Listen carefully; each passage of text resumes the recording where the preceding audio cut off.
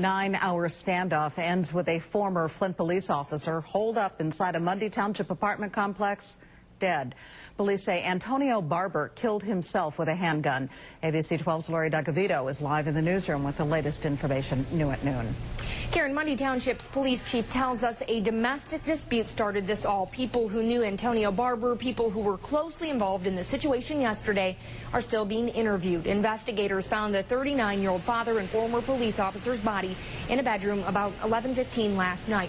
Nearly 4 years ago, Barber was fired from the Flint Police Department amidst allegations he took a video game recovered in a drug raid. Charges against him were dropped after an internal investigation revealed other members of the Special Operations Division he worked in had done the same thing. The prosecutor felt it was unfair to single Barber out. The situation yesterday afternoon started sometime around 3 o'clock. Mundy Township's police chief tells us he believes a relative received a phone call from two teenagers being kept inside the apartment at gunpoint with their mother, Barber's girlfriend. There was a domestic dispute. Eventually, the girlfriend and her 2 children made it out of that apartment. Nearby buildings were on lockdown. Residents were kept out of their homes.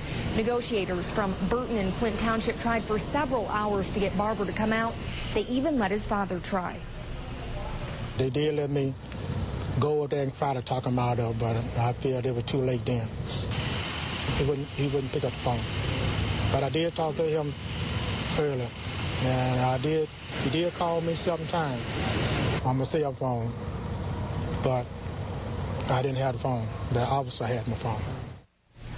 Barber's father says he blames Flint Mayor Don Williamson for his son's death, adding the mayor wouldn't let him back on the police force. The mayor says that's a lie. He says Barber was offered the same deal the others were to come back to work, but instead he chose arbitration and lost. He calls Barber's death a tragedy. In the newsroom, Lori DeGavito, ABC 12 News.